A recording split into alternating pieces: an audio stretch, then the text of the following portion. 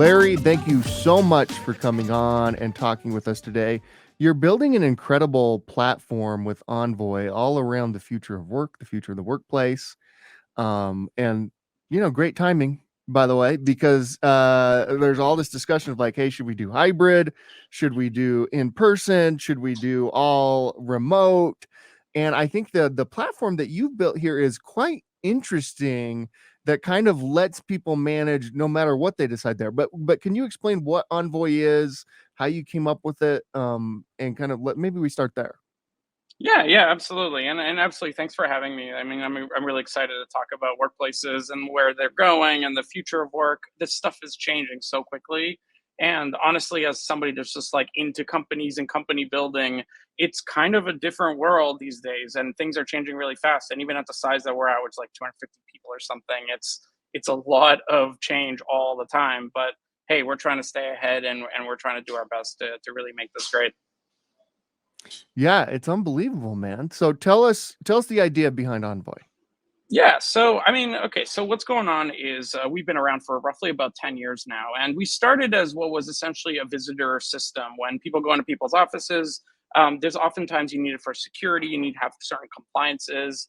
What people needed is something easy to keep track of everybody going in and out of their office. And that kind of over time, it evolved into, well, I need an NDA signed. Oh, I need to give Wi Fi. Oh, I need to collect this, like, their driver's license number, or sometimes it would be like their car license plate number, so they don't get towed away from the parking. And what it turned into is like all these very practical, real needs that companies had for managing the visitors and stuff going in and out. And really we transformed into this company, and we've always wanted to be much more than just like a visitor system, but that was kind of the growth methodology. We wanted to be about the office and about people in it, and really empowering people to be their best, and do their best work together.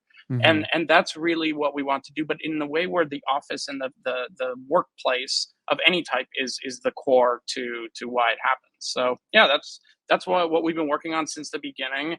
The pandemic and stuff definitely changed some things, that's for sure. But it only really accelerated just the timeline of, hey, let's build things around employees and around the experience in the workplace, and how we can really make it a great place where people would want to be, especially in times like this. Yeah, tell me about the pandemic. That must have, oddly have been kinda good for the company, right? For because now everybody's kind of, I mean, it's like this horrible thing, of course, right? Like, I don't wanna dismiss that, but, for Envoy, it puts at the front of the conversation that whole idea of what workplaces are gonna be like in the future, how we're gonna work in the future. So Yeah. how did that, kind of being in the conversation in business all of a sudden one day, what was that like? Well, at first it was terrifying. Let's just be very clear here. Like you get this world where we built a visitor product. Okay, everybody's locked out of their offices because they have to be at home because there's a global pandemic going on. That's not great. That's not great for business. I can tell you that for sure. Basically, cities would say, "Hey, you're not allowed any people inside your office." That includes visitors. And then it's kind of like it was a little. At first, we were just kind of like, because everybody was in this kind of loop of like, "Oh yeah, we're all going back in like 2 weeks. Oh yeah, we're all going back in like a couple of months. Oh yeah, well when school starts again, of course the kids go to school and the Mhm. parents go to work." And it's like all these things that like absolutely are not one and one. It was just kind of this combo that people made up. That's kind of how it ended up, and it just kept on going. It's like, oh hey, yeah, no, there's no vaccine. Oh, there's no, now there is a vaccine, but like some people are concerned, and it's not for people under 5. And so basically, what happened is we had to rethink our entire business model because the visitors piece was not going to work. So what we noticed is our customers were very clear about, we want to get some employees back because some people just do not have the choice. They have really bad Wi-Fi. They have like construction going on in the neighbor beside them. They don't want to be at home for whatever reason, be it just like a noise, or kids running around when they don't want that, or just stuff going on at home, or lots of roommate situations. People wanted to not have to be at home, so the offices were like, well, we got offices open. It's just we can't have that many people. They had to keep track of people. Are you have you been near someone that's sick? Have you had COVID? Do you have COVID now?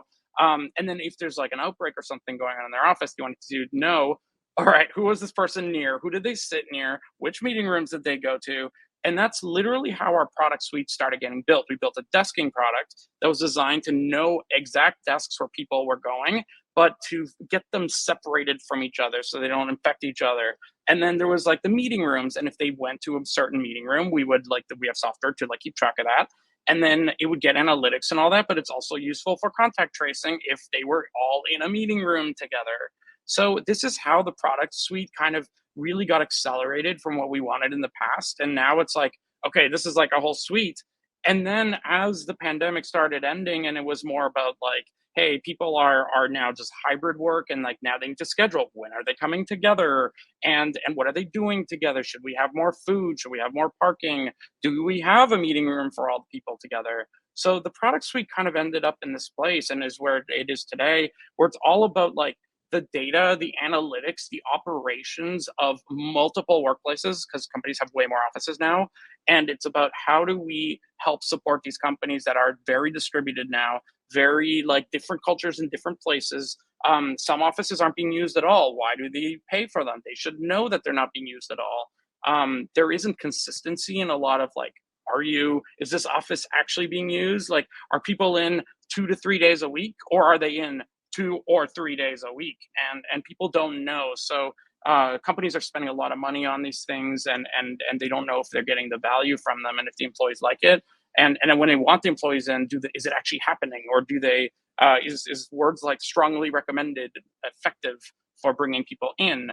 It's not. But like it's these kinds of things that these companies need to quantify, and they're just not getting the help that they need. So that's really what we're about right now. It's about quantifying the operations and the how your office works and what it needs, and making the best experience there. Have you seen the business, grow and the need for your product grow post-pandemic? I know that it's still kinda going, I mean, whatever, right? But, like, kinda the post-pandemic, Joe Biden says it's over, so we'll say it's over. Have you seen anything, where it slowed down, or has it only accelerated your business? Yeah, it's always complicated. Like, so first of all, every company right now, basically every company is seeing some kind of headwinds of some form, especially in B2B. Like, everyone's trying to cut everything. So that is just like the status quo. I think it's the right kind of the way the world should be operating. I thought it was a little too easy just Mhm. a few years ago. Like, companies were able to get away with some of the most ridiculous of things, and it worked, and they got money, and it kept going. But now it really brings it down to the merit of the software, what's a need versus a want. But our company, here's the thing, like we're building, so we try to stay as like in the hot area of like what is needed for workplaces. And some companies are really into it, and they really want to have the desking, the meeting rooms, the space management, the parking, all that stuff. And some companies are fully remote now, and they want to stay that way. We see a future where there's going to be both camps, Mhm. especially this hybrid camp. But net, I mean, we raised last year, it's like $111 million, and it was done because of the growth. And it was not like future growth. There's just a lot of growth of companies needing ways to measure things. And then these days, it really is about like the growth happens because of the measurement.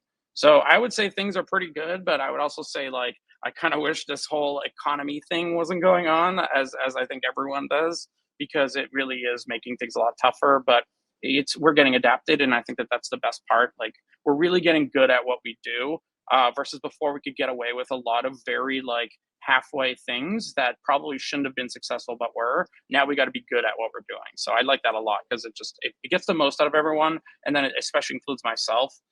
There's no cutting corners in terms of being good at what you do right now. Yeah, that's a good point. It kind of forces you to be good. You have to Yeah. be good or else it's over. Yeah, Right? Which is yeah, and kind you of gotta interesting. sustain it too, and that's really hard. Like, it's kinda like people can be good in spurts, but, like, continuously is Yeah. what the market's needing right now, and that is not easy. And I think a lot of people, are not, like, built for this kind of environment. So they're becoming that, or they're not, but it's kinda like it's letting people select is what's happening now too. Have you noticed, my experience anecdotally and a little bit maybe, just from, some research and various things, but mostly anecdotally, is that most companies are probably gonna do some sort of hybrid. I don't see a lot of, like, kind of major companies going fully remote, and I also don't see a lot of major companies going fully in office. It seems like they're doing, like, 3 or 4 days in office, the other hybrid or remote, something like that. Is that what Yep. you're experiencing too? Yeah, yeah. I mean, we have thousands of customers that are all doing literally every permutation of this. The thing to really think about is kind of what does an office represent for a company, and why do they even have them? Now, the common thing is really about like, hey, we're doing this because we want to have a an office and we want to have like people collaborate easier. And I'm definitely going to reiterate all that stuff. I think it's very easy to see how many decisions are getting made faster, and how faster we're iterating on decisions as well. I think if we're all remote, it's much harder to make those decisions, much like to iterate on them. Mhm. But really, it is an office really does represent a lot of a company's identity. Like the office and the way it's built, and the cultural values it represents, the things it has written on the walls, the seeing that CEO is not as angry as you thought they were, in coming out of that meeting, like they're not a terrible person, or this other person, that person I work with is not a terrible person. And you talk about things, you're forced to kind of have a conversation with someone as you're like at the salad bar or whatever. Like these are the moments that make us real and make like what we do real, and a real kind of relationship building. Versus remote is just a little bit too transactional and too kind of like it's too like only because you have to do it. So hybrid, I think, is definitely for now, at least the next like 6 months to 12 months, Mhm. is definitely the piece that's going to be the most used, because it's like it's the compromise, right? Like you're always going to win with a compromise. Neither side is going to be fully happy, but like it's good enough.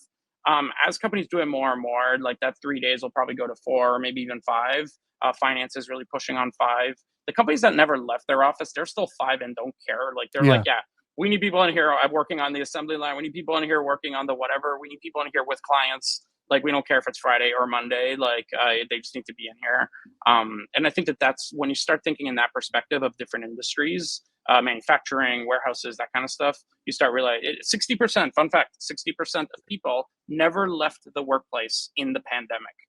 So that's how Oh, many interesting. people work in industries that are not at all in. You can't use Zoom, you can't use like any kind of video, you can't do just paperwork. Like you're going to have to do it in person. So that's a lot of people. That of course includes retail and all that too. But it's finding good ways of bringing people together is extremely important for companies right now, especially in this world of high anxiety, and just people don't know where companies are going. Yeah, that's a good point. It's kind of a privilege to be able even to have the conversation of should it be hybrid or Yeah, remote or in yeah. person, right? Like it's kind of like in the early days of the pandemic, everybody's like, stay home, DoorDash, do all these things. It's like, well, somebody does all of those Yeah, things. yeah, Like somebody's that's dashing through another that person on door, the other and side. it's not on Zoom. So it's a pretty privileged thing to be able to just stay home and have everything delivered to you. Yep, Uh, yep. that that that's a really, really good point. This isn't just about knowledge workers. I mean, there are tons of jobs where there's no choice. You gotta be in Yeah, person. there is. So we gotta, we it definitely, like, I like to say in our company that like working remotely is a privilege, not a right. Like, I think it's really important that companies understand that concept, where it's just like, I think a lot of people are, some people are very good at remote. They're very good at over communicating. They're very good at writing things down. They're very good at giving that and passing it on and making sure that it's passed on and making sure that it's acted on and then they follow up. Most people are not anywhere near that level of ability when it comes to communication, when it comes to follow through and accountability and all that kind of stuff. So it's that's why it's just fundamentally can't work where everyone's remote all the time. For some companies it might, like you have to hire management that's very very good at logistical stuff where they double check and triple check. But most companies are just like, that's not the skill set that they can do, and also there's just not that many people out there that can do that. So I just think it's remote could be made work if people really focused on it and like had education around it and that kind of thing. But I just don't see most companies investing in that. I think they need to grow. They need to go quickly. There's a lot of mistakes and a lot of problems that happen in companies, and you need to just patch it up most of the time. So it's going to take a while until we get to a point where people could be very very good communicators. Like asking the whole world to be great communicators is a lost cause. I would love the idea. Don't get me wrong, but it's very very hard. Tell me the idea behind Envoy deliverables and how that's going. Yeah. So are you just like roadmap, or like the deliveries product? Yeah, the deliveries product. Yeah, Yeah, yeah, yeah, yeah. yeah. So we have a few products that make up the workplace. And what we're really trying to do is really bring a lot of attention to all the areas of the workplace you may not be thinking about, but are extreme like kind of burdens on a lot of people in there. So what happens is a lot of packages and stuff come into an office, be it visitors, which is just like that's kind of handled through the visitors product. Deliveries, there's a lot of boxes coming in, and there's a lot of people that need to pick them up. So what happens is people are at home or at the office these days in the hybrid schedule, and they need something delivered from Amazon. If they're not at home and it tries to get delivered, sometimes it just gets dropped off on your front porch, and then people go over there, they take it, it gets in the rain, all sorts of problems happen. Mhm. So they want a stable place to leave it until they pick it up. The office is a great place. It's staffed by facilities people. There's somebody going to sign for the package, and you can pick it up whenever you want. So the deliveries product really is just a very simple concept of it pings the employee every single day until they pick up their package. That way, things can be moving in that delivery room. But it also just plays to this workplace concept of the employee could really be empowered a lot more to know what's going on, to see like we have this mobile app where you have like a whole map and you can see where the delivery room is, where it got delivered. You can also see where the visitors are. You can see the meeting room availability and desk availability. Who's that person you're sitting next to? So all this stuff is on the map, including the deliveries where you can just know, okay, you got to pick this up before you go home. It's one of the little things, but definitely a big benefit to kind of office managers as they're being asked to do more and more every single day. Yeah, for sure. That's super interesting. You mentioned you raised a massive round a year ago. Talk to me about that. What was that process like? Who were you raising from? What's the environment like? I'm sure it's different now a year later. What was it like back then, even though as you were raising for something like this? Yeah, how much money have you raised, and what was the big one like? Yeah, yeah. So let me see here. Our seed round, which was 2013, we did like 1.15 million. It was from a bunch of angels. I really just wanted them to tweet every time we like launch a new product because I know how hard it is to get press whenever we launch products. So it's like let's get like a whole bunch of like notable people to just tweet every time we launch something. So we got a whole bunch of angels on board. Then the Series A, it was in 2015. We got that from Andreessen Horowitz. I think they gave us, was it 15 million? Yeah, it was 15 million. And they basically were on board with like Andreessen Horowitz just has this whole system of people that help you and your company. They have like HR people because every company that's really small doesn't value HR as much, and they probably should, but they don't. Mhm. And they know they have people on staff to help you with HR problems. But that's of course like a minor part of the thing. They also have a lot more around sales and all that. They also provide just great advice, just given their exposure to really top companies.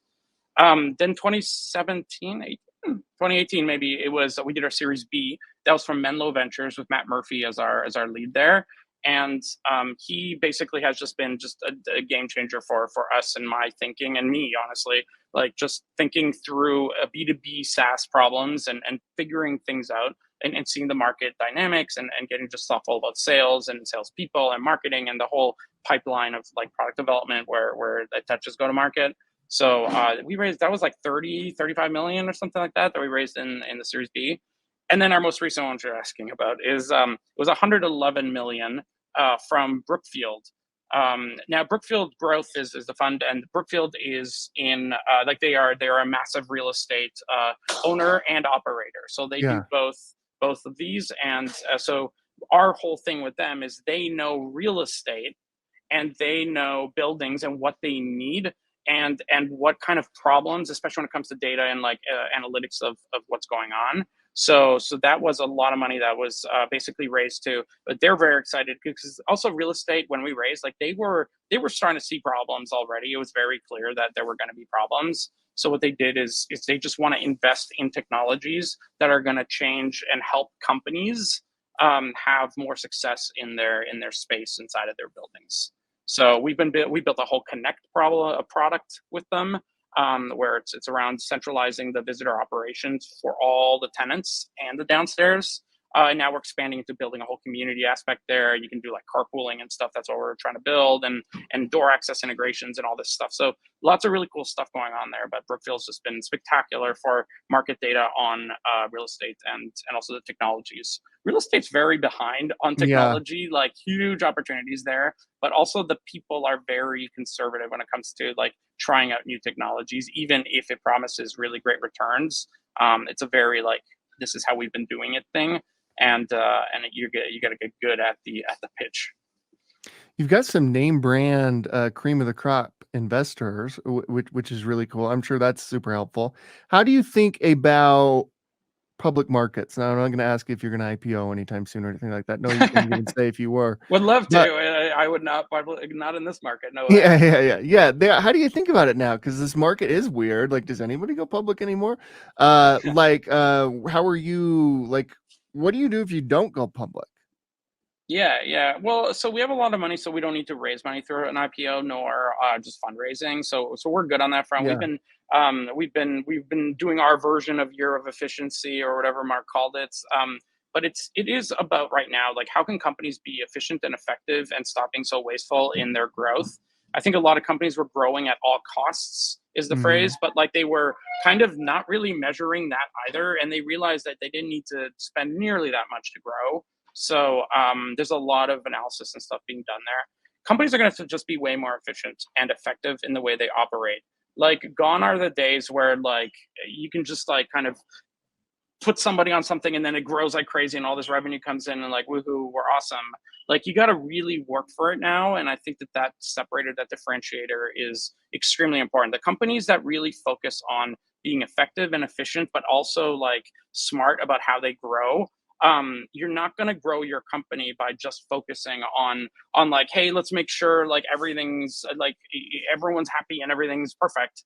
Like we got everyone has to be pushed, everyone has to be, we have to be deliberate about executing in an environment that is against all odds. Every company is going through this right now, and I think like there's the concept of comfort, and like it's like this is not a world for comfort, and it's like we want to provide as much comfort in the peers as they when they come together, and that's how we try to play our part in all of this. But it's definitely not easy for a lot of folks. So that's kind of like it's a new world, and companies are going to have to adapt, and if they don't, it's going to be really rough for them. But yeah, I don't see us ending anytime soon. IPO is not happening anytime soon. I don't think anybody's IPO is happening I don't anytime think so soon. either, yeah. Yeah, yeah, and just quickly, going back in like even last year or the year before, just the like meritless IPOs in form of SPACs. It was just like in 1999, a lot of companies like they just IPO'd before like sometimes even getting any kind of revenue, and they did this, and it's like of course that didn't work out and it blew up, and like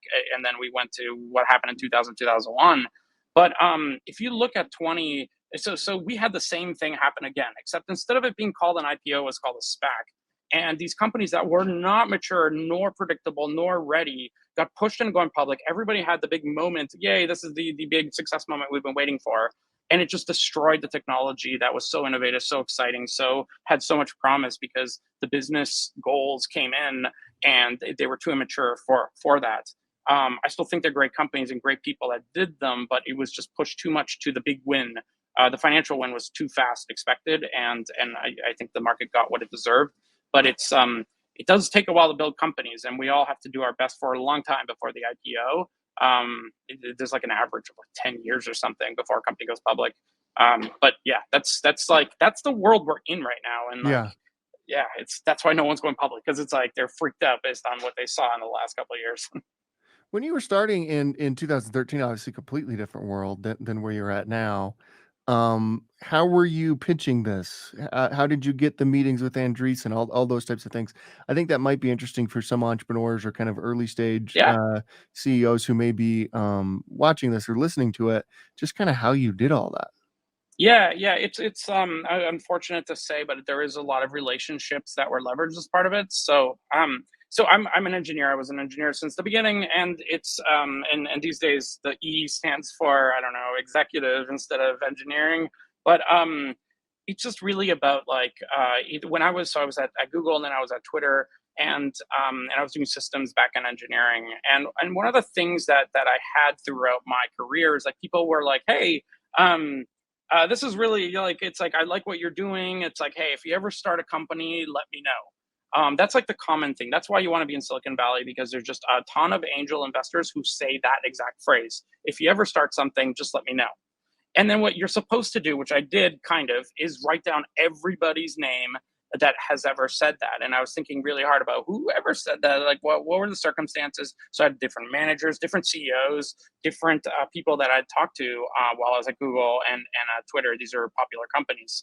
So okay, off I go in 2013. I get the terrible idea to start a company, and it's like, okay, great. So I started it at first, and I wanted to do the checklist of like Silicon Valley startups. So nobody gets paid anything. We work really long hours. Nothing makes sense, but we're building a product that grows. Hmm. And it grew because people used the visitors product at other people's companies, and then they remembered it, and then they brought it to their own company. So it is that kind of, let's just say, virality. I don't know if it's too soon to say that word, but let's go with it. It's the virality of people seeing it at other people's companies and liking it that got it into other companies. So then when the seed round came in, which was about like 6 9 months later, I had customers. Like, there were literally Yeah. customers. We had these like big name customers too. And these are Silicon Valley companies who are easier to adopt new technology. So you have that benefit too. And then it basically started growing. The big names came because I reached out to all those people from before. That was the seed round. And then whenever an investor invests in you, like the thing that nobody does that you have to do is tell them, great, you're so excited about it. Who else do you know? And I want a list, and like, we're going to call them all together. Hmm. And then they bring on a whole bunch more people. So that's actually how we got, like, there's this guy, that Yushan Wong, that started the whole thing. He was super excited about kind of what we were doing. And then he introduced us to, was it like Jeremy Stoppelman, who ran and still runs Yelp. And then Jeremy Stoppelman happens to, I think it was like mentored by Mark Benioff. So I'm like, Mark, like, I saw an article where you're mentored. So, like, the guy, right? And he's like, yes. And then I'm like, I want the intro. And then he's like, okay, cool. And because he wants to be helpful, right? Like, that's the Hmm. best thing that these investors can do. So he introed to Mark. Then we got Mark as an investor. And then I tried my luck to try to get Elon, but that did not work. Elon apparently doesn't invest no matter what the upside, but because they were a customer of ours. And then after trying to beg, and then he just stopped answering my emails. So that's typical. But it's just like, it's these relationships and kind of putting that extra step up. But like, you have to leverage the people you already know. And then by the Series A, it was just the growth. The numbers were really good. Like, it wasn't like crazy revenue. I think we just had hit 1 million in ARR. But the companies we had on board, and like their addiction, I guess, to the product was just unheard of. So the virality and the whole theory is like, hey, you hire a great sales and marketing team, and you can really leverage that for growth. And honestly, it was true, because now it's just growing more and more. We have a great sales team, great sales leader, great sales kind of mentality when it comes to kind of pitching the workplace, as opposed to just like a visitor thing or a deliveries thing or a rooms thing. And then from then on, it just snowballs. You got to keep the growth up, though. Like, there's nothing that can Yeah. get around that. So you got to keep growth going. I can't think of anybody better to be an investor in your company than Mark Benioff. I mean, that Yeah, yeah, guy, he like gets it. that is very perfect. That's the Yeah. perfect investor and perfect he, mentor. he's really busy. That's the like unfortunate part. Obviously, you should expect that he's going to Yeah. be really busy. But like, I mean, he answers emails, and it's pretty good. I mean, honestly, I know how busy he is. I know how like million people are reaching out to him all the time. I know the drama he deals with. Actually, I probably have no idea the level of drama he deals with on a Mhm. daily basis. But I know mine, and I know if he's at that size of company, it must be just absolutely wilder. It definitely never gets easier. That's for sure. Yeah. So I'm sure that he's getting used to it. I'm sure he's used to it and like just doing it. But yeah, it takes time. Yeah, what did you learn at Twitter, speaking of Elon? I mean, you weren't there obviously through this, but you were there kind of early days Twitter. Who was Yep. the CEO when you were there? So we had it was Jack for a little bit. Right as I joined, it was Jack, and then it switched to Ev Williams, Okay. and then from Ev Williams, it switched to Dick Costello, and then well, did it switch before I think then I'd left, and then they brought, I think it was, no, because Jack came back a little bit. Like, he Mhm. wasn't CEO, he was like some other thing that was like that. And Mhm. then from there, then I left, and then I think Jack took over, and then I don't know what happened then. then they promoted somebody, and then Elon came and brought a sink inside, and then that did that. But Yeah. it's yeah, it was really I mean I loved it. This was Twitter 2018, 2019. Twitter had 40 employees, and I was like 41 or something. And it was chaos all the time. And it was freaking awesome. Like I enjoyed it to the max. Like now I would get paged every single night at 3 a.m. with some kind of downtime. And there would be some kind of problem. There's a lot of other people that would get paged. It was like it was a little bit very unsustainable. Let me just be clear. But it was like you were in the moment. It was live. It was real. There were people very upset that they could not get their tweets working. And at the time, like we were doing the internal propaganda around like, well, there's people that use it for like medical emergencies and earthquakes and like that kind of stuff. So that's why it's important that the tweets flow. But it was a little bit of an adventure, but I freaking loved it because it was real, and we knew that every single person in that company could destroy the company overnight if they did not do their thing. And there's just nothing like it where you put yourself in a position where you have to do things or else the company dies. So that was really really really fun, and we kept on growing and growing. It stayed that way for a while. Now we just kept on growing and growing and growing to the point where that people just can't get that kind of ownership anymore. Yeah. In the 3 years I was there, it was like what 1,500 people. Imagine 40 people to 1,500 in Yeah, that's three crazy. In years. like 3 years, It's that's insane. that's Yeah, nuts. yeah. You're not just doubling. Yeah, that type of growth is absurd. What do you think about it now with Elon taking it over? It's now a private company. Who knows what it is? Um, I don't my experience on Twitter has not changed at all, between ownership, except for, like, there's more blue checks now. Yeah. Um, but, how do you feel about it? Where do you think it goes from here? Yeah, yeah. I think it's like I don't know. I just think it's important that like companies are who they are and don't like fake it or really try to like put on a show for others. So Twitter has changed so much in the last few months. Let's just say I saw Mhm. this checklist the other day where it was just like literally about like 100 things that Elon has changed in the time that he was there. And everyone's of course looking for some kind of way to say that this guy's like crazy and he's like really dumb and everyone's gonna like it's all gonna fail, and they keep saying that over and over and over again. And I just don't know why people are so excited about saying people are gonna fail. But like let's just go with it because it's just I don't know, this is how people bond today or something. But it's so what I've seen is a ton of change and a ton of bold decisions being made, and I like that. Yeah. So on principle, I am going to like it. I'm going to fight for that because that is what you do not get in companies. As companies grow, they get more and more conservative. They take less bold risks. They're less exciting. They change the world less, except through revenues that they get. So if you want to change the world, if you want to make things big and exciting and different, you got to iterate a lot, even if it makes you look like a clown. And that's kind of what Elon's taken to heart and how he executes that place. So now, yes, does he make really weird decisions here and there? I'm sure he does. And like every once in a while, I kind of have my own moment of like, really, really, like this is the ultimate plan. Like, are we okay? Fine. But it's also kind of like anybody that's making big changes, they're going to make a lot of mistakes along the way. And I need to be supportive of people that take big bold risks because there's not nearly enough people out there versus the people that are going to attack them. We can't be promoting a world of hey, see, I told you they'd be wrong at some point, or like this is why you get politicians that like aren't allowed to like have complicated views on things because then they're like, well, they're flip flopping, they're changing their mind, and it's like new data, new mind. Sorry, guys, Yeah, like that's this is the exactly right thing right. to do.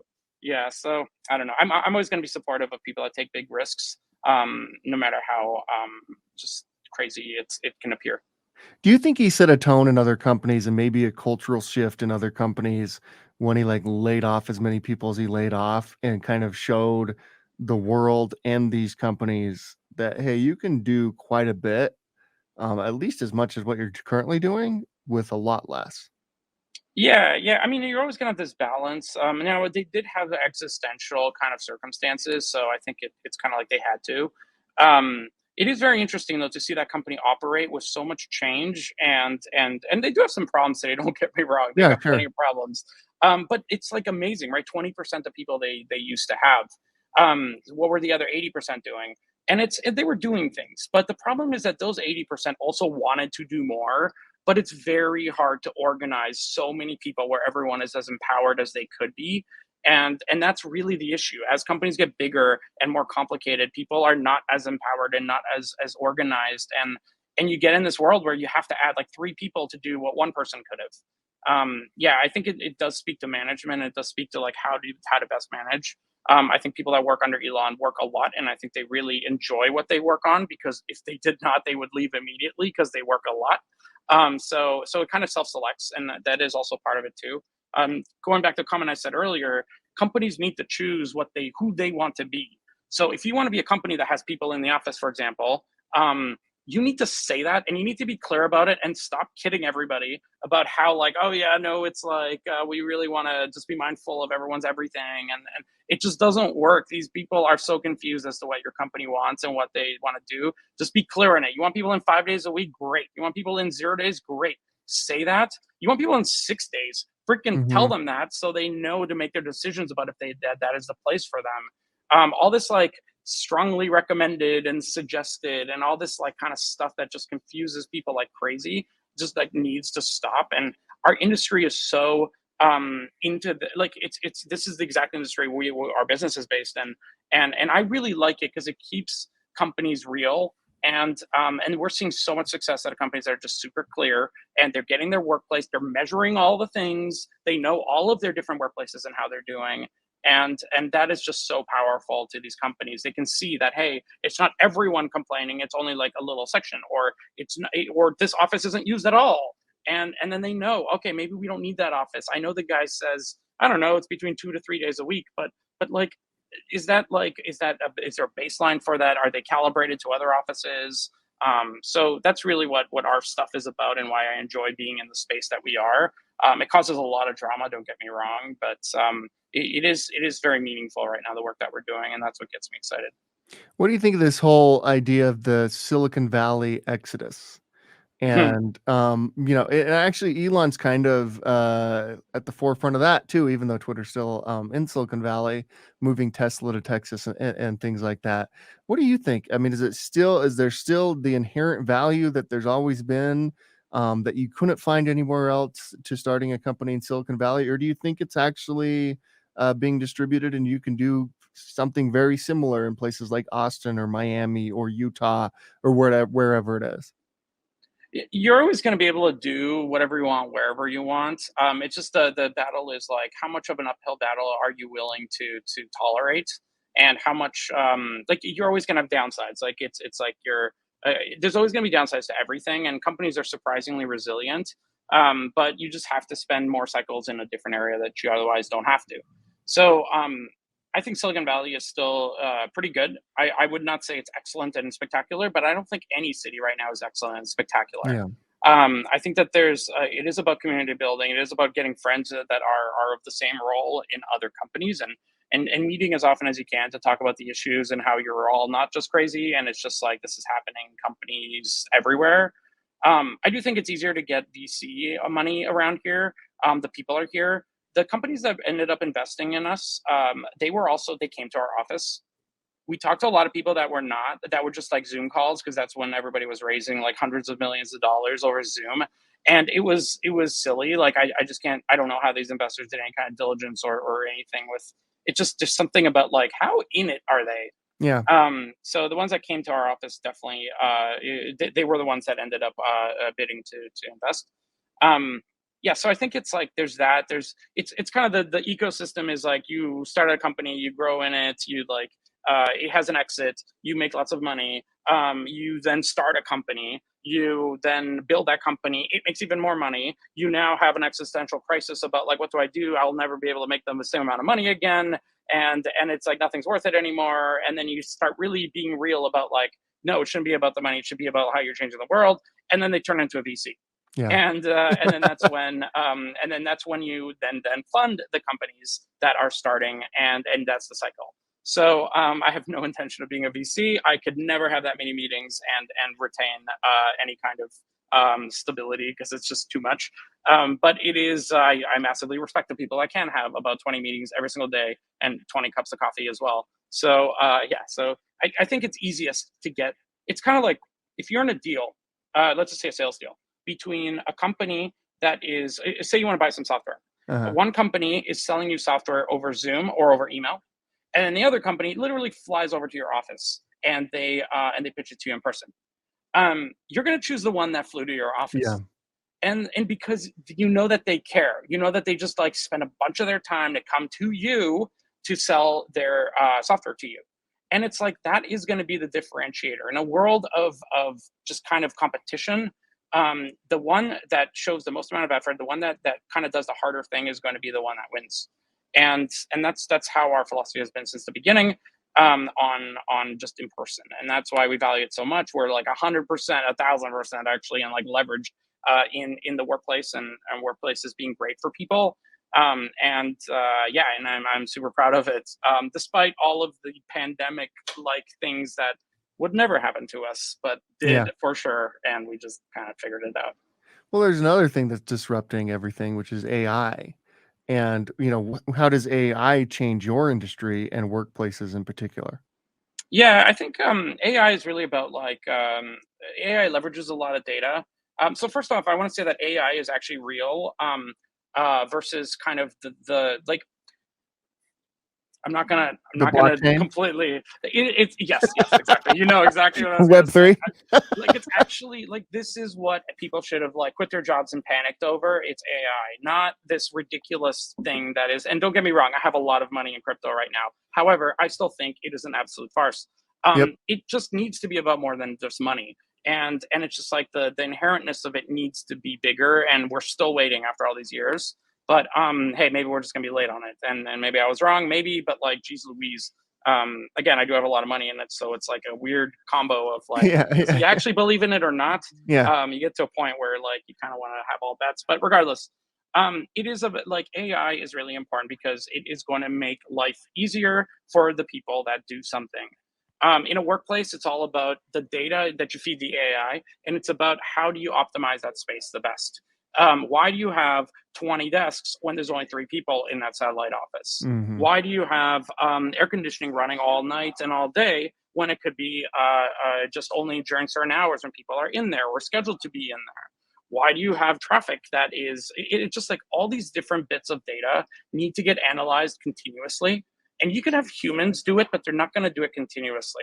And I think, especially in a world like this where people are trying to save money everywhere they can, and like the CFOs are basically running the places everywhere, you need to be able to optimize your customers' workplaces and operations in general. So for us, AI is all about like prediction. It's all about like detecting that, hey, this room is being booked by somebody who's not in the office, and the other person has declared that they're not going to be in the office. Therefore, cancel that room, get them on a Zoom call, and like problem solved. Detecting those situations and being able to predict when that's going to happen is extremely important for space management, and that's the kind of stuff that we build with our software. But it's also kind of how the future of the workplace will be. It'll be very kind of predictive of what's going to happen, so they can optimize. And it's going to turn into like people using other people's spaces too. Like maybe your neighbor downstairs Yeah. isn't using their space, and it's like it's going to give you hints around that. It's going to give them a revenue opportunity. So we're really excited about kind of just this space and the automation that's possible and the insights. Yeah, I actually talked to a startup recently who's doing basically like the Airbnb version of offices. We're like, "Hey, just come use our this office for a day and pay us $200 or something, or use it for a month." And I actually think that's a pretty interesting idea. I'm sure Yeah, plenty of people, other people are doing that as well. Finally, the yeah, last it's about the question. inventory. Yeah, yeah, yeah. You gotta get a bunch of people signing up on that. Um, Last question, same question I ask everybody at the end of the interview, which is, at CEO.com, we believe chances are just as important, when they're given as when they're taken. So we take chances, right, on ourselves and, other people and things like that, but also we have the opportunity to give chances, and, sometimes those chances that are given to us are super meaningful and life changing. And I wonder if there's anyone who has changed your life and given you a chance that you could tell us about. Yeah, I completely agree with that, and I actually think there's like another level of it, which is like they're giving you a chance, and like you screwed it up, and they still continue to give it you a chance, and Mhm. I think that that is like even next level. So I would absolutely say like our investors for sure. Matt Murphy in particular from Menlo Ventures, like the guy is just like super resilient when it comes to like, no, Larry, you're gonna figure this out, and like look at the market, it's like this. But it also is like leads opportunity. And I know that you're only seeing what you're seeing, but it also can get better. And then there it is. There's that motivation that I needed to really push on this very tricky initiative that we wanted to do. Yeah, Matt's been really, really awesome. It's really great when you can have a board that you really, really like, and especially investors that you can really, really like. And yeah, Matt and has just been like an absolute star for us. It's I'll call him for like the randomest of things. Oh, this exec is like leaving, and like what should I do on this? And he's like, oh, this is the one you've been talking about for the last like 6 months as you've been having trouble. It's like, yeah, but like it's different this time. He's like, no, it's not. It's always like this. Like it's fine. Don't worry about it. Stop freaking out so much. Like this is totally normal. And here's some people I know. And it's like it's really cool when somebody can really have your back despite the like them knowing this is going to screw up their investment for the next like however long. But he's also very good at making it clear. By the way, all these other companies are doing really poorly or really well, and it's like you got to catch up, or it's like, hey, like maybe build some stability in there first. So yeah, Matt's been awesome. He's been super supportive, the ups and downs, and you really just want that in investors. So yeah, really, really big fan. That's incredible. Larry, thank you so much for coming on. I encourage everybody to go to envoy.com. I think you've built something incredible. I can't wait to see where you take it. Good to see you, my friend. Thanks so much. Nice. Absolutely. Thanks for having me.